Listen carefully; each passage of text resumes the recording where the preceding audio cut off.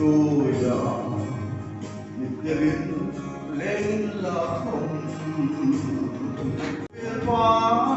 nỗi hai mưu còn là không vì sẵn tâm tu lệ hãy lên cuốn qua rừng mít del ngôi đi Jerusalem ra takin la sakiti hallelujah ati o kama kain tu hunin hoy galo isu toy moyin gamoy sa ai mitel no may Jerusalem ra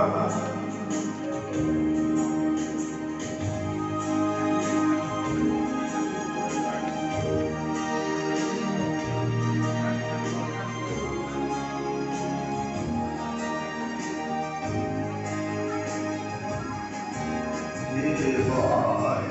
trong khi lâu là không na sẽ phan bố hai của mình là không vì sân tâm thu thô hãy chung thế hoa trình vì số nói Jerusalem ra takin la sakiti hallelujah ati o ma laen tunin hoy galo isu toy moy la moy sak ai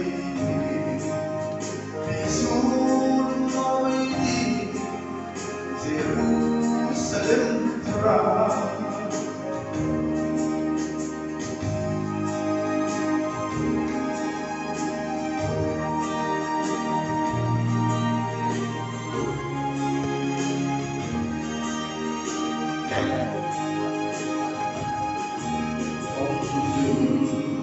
đôi lâu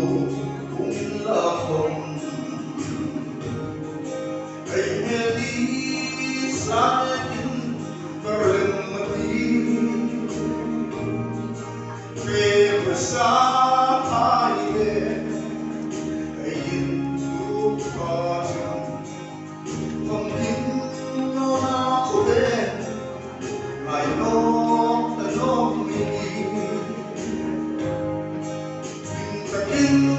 la sakiti hallelujah